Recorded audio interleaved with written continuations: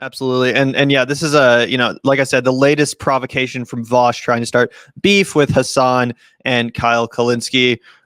Two people who he's been pretty friendly with in the past. He just even had Kyle on his show maybe a month ago or so, and they were acting all buddy buddy. So we'll get into this and see which, perspective comes out on top.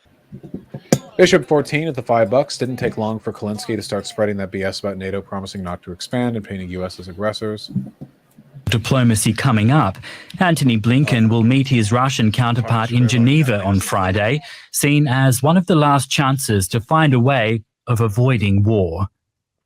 So the good news is that they're talking, and according to Antony Blinken, the talks are direct and open and businesslike, and nobody's playing hide the ball. But at the same time, both sides are kind of playing hide the ball in a different sense because as Russia is insisting, look, we're not going to do anything. We're not going to go into Ukraine.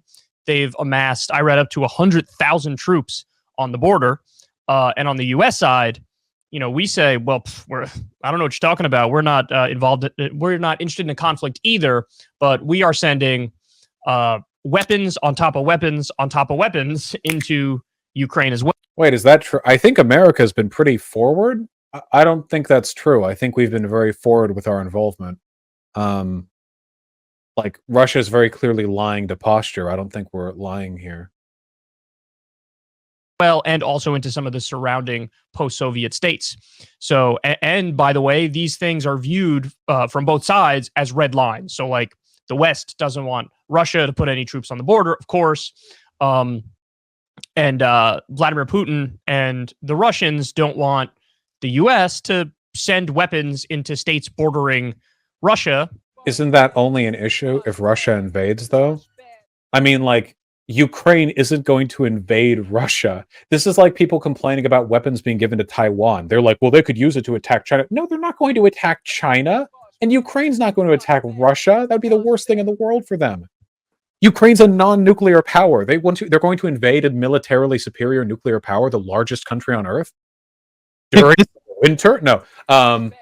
See, this is the kind of shit that Vaush does to frustrate the shit out of people like me. He immediately goes and convolutes the fucking conversation to make it something that he can over-articulate, that he can explain away really simply. And it really just comes back to, the United States has to defend and be the world police the world police. And that's not a fucking job that anybody gave to us. Did fucking Russia say, oh, hey, if you go into Afghanistan, it's war with us, baby, nukes and all? They didn't fucking do that because they don't have a fucking death wish, okay? Like America does, apparently. I don't have a fucking death wish, so I'm not supporting World War III, Vaush. I'm not saying, let's go in there and sling our dicks around if they cross this arbitrary line in the fucking sand. Like, no, I'm sorry. Like, again, if the Ukrainian people don't want to be annexed by Russia, that's up for them to decide, and it's also up to them to figure out a way to get out of it. Unfortunately, avoiding geothermal nuclear war between the United States and Russia, because frankly, our government is so fucking incompetent. We have no adequate control over there. We have no ground to stand on to go do any diplomacy at all,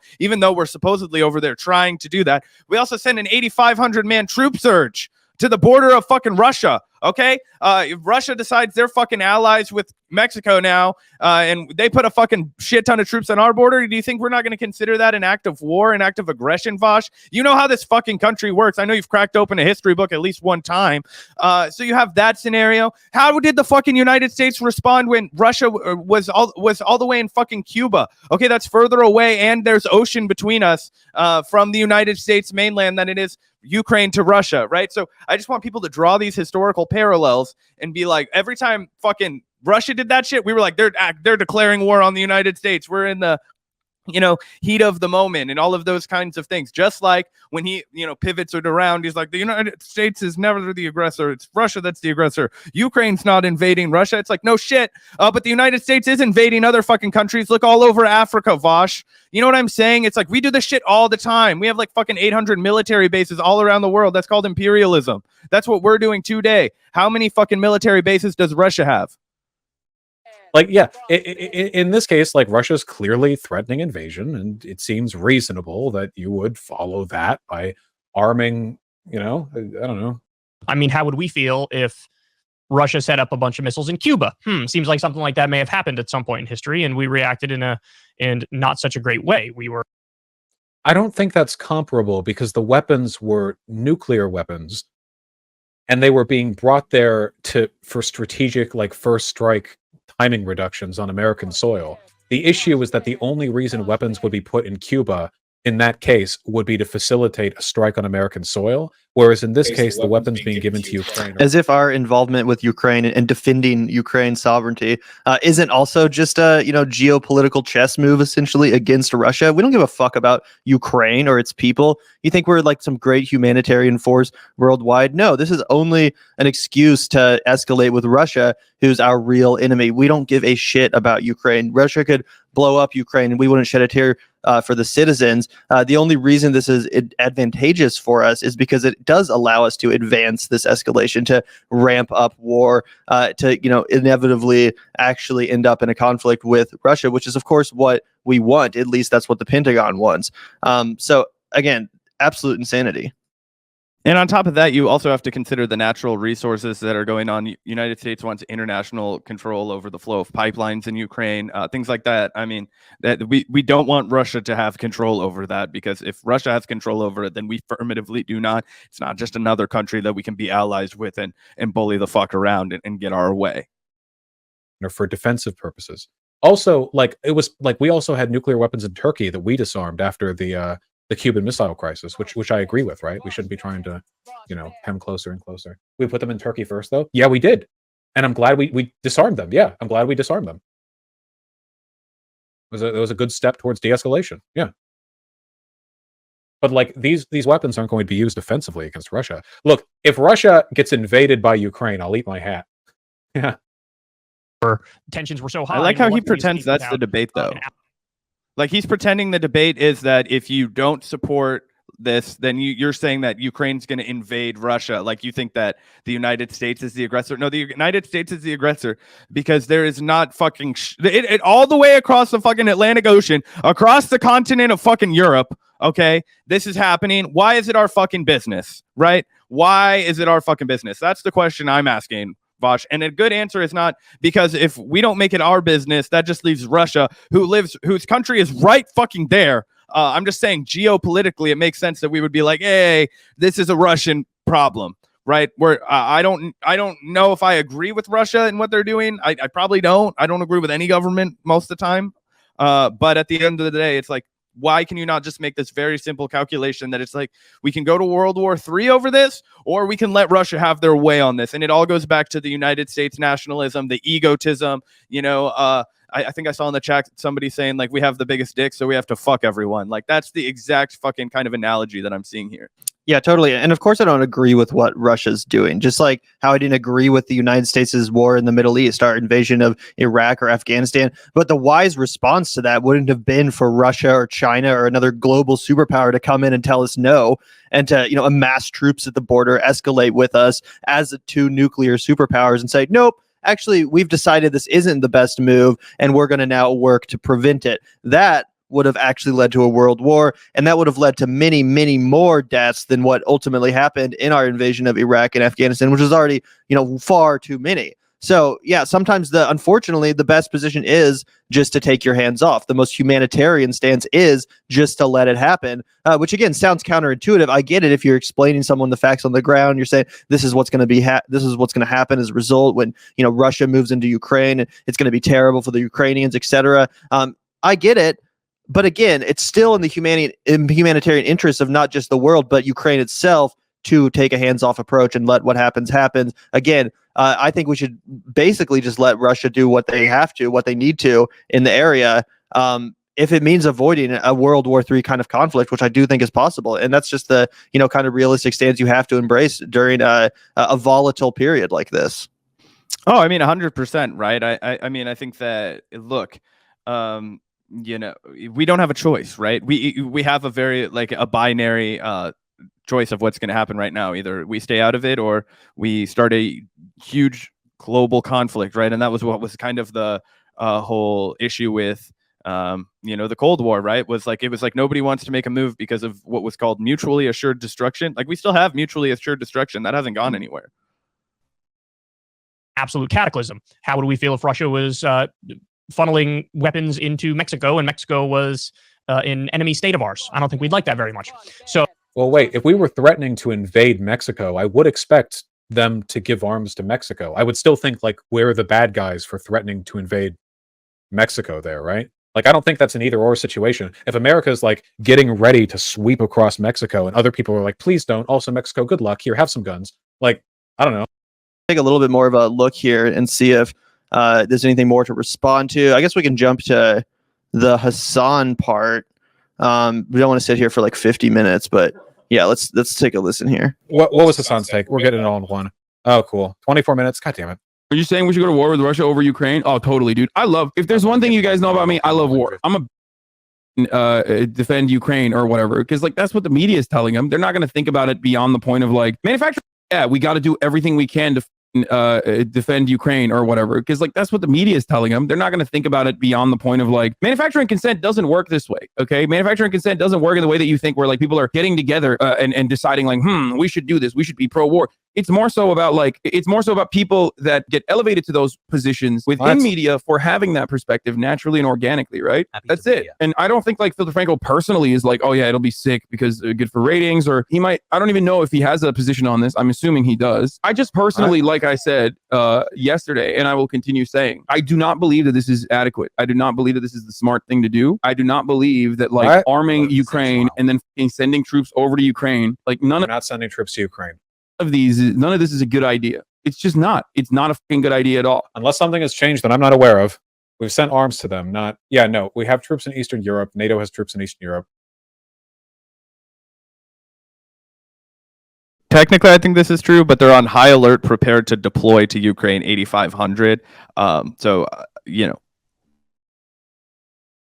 I don't know if anyone's placed in. Yeah, I don't think anyone's placed in Ukraine. Okay. Yeah. Can we send like 8.5 thousand troops? Yeah, it's Eastern Europe, not to Ukraine. Yesterday, for the first time ever, I noticed the United States government used the phrase lethal aid as a euphemism for arms or weapons. By the very next day, national media adopted the phrase without even using quotes. The first shipment of assistance recently directed by President Biden to Ukraine arrived in Ukraine tonight. The shipment includes 200,000 pounds of lethal aid, including ammunition for the frontline defenders of Ukraine. 90 tons of U.S. lethal aid arrives in Ukraine as the border tensions with Russia rise. Like, what is that? What is lethal aid? Like, what do you mean? Arms. You mean guns? That's what you mean? You mean weapons? That's the only thing we're good at, is giving lethal aid. That's it. And then at home, we never think about the impact of that at home. Like we love talking about how stupid K-Konas are. Oh yeah, you want to shoot COVID? You want to shoot COVID? Okay. Well, our liberal State Department is also saying lethal aid. How is that any different? Like these minor tweaks play a larger role in changing people's attitudes about certain things. Neoliberals are out here being like, we're applying lethal aid to Ukraine. That's sick, man. It's really lethal aid is a euphemism that people use because they think it sounds better than weapons. Though I personally think that lethal aid sounds scarier. Lethal aid sounds like you're giving somebody a fucking lethal injection. To me, that's what I think of when I think lethal aid. That's my intuitive response. So I think weapons actually sound a lot better. Literally, the only reason the term lethal aid exists is so that the media can talk about us being a fucking international arms dealer without it sounding as fucked up as it actually is. But yeah. I mean, look, Hasan's actually making a decent point here, right? Look, what he's saying is that there's absolutely nothing good that we can contribute to this outside of just sending troops and guns here. And what is it? Just throw gasoline on a fucking fire? Like, I mean, like nobody is even addressing this, how just there's an absolute dearth of diplomacy that the United States is able to apply in any fucking situation. It's not like we can send somebody over there to shake some hands, grease some palms with all the fucking money we have and say, hey guys, let's not start World War III. Like, why can we not just walk over there and fucking negotiate something because we know war is going to be expensive, right? Well, hey, we'll make a little bit less cash over here at the United States, but we're going to fix everything up. That would be what a reasonable person who actually had the well-being of society in their fucking mind. But that's not what the United States does. We want all of the access to the fucking natural resources, and we want to make more money for the fucking weapons manufacturing agencies because it's slower now, because we're not ramped up in Afghanistan. That's why we have a bunch of like shadow wars going on, proxy wars, whatever the fuck you want to call them. And he's saying that has never ever solved the problem ever. Why would it solve the problem now? And Vaush is like, well, it has to be done. It has to be done. And you're technically incorrect on the semantics.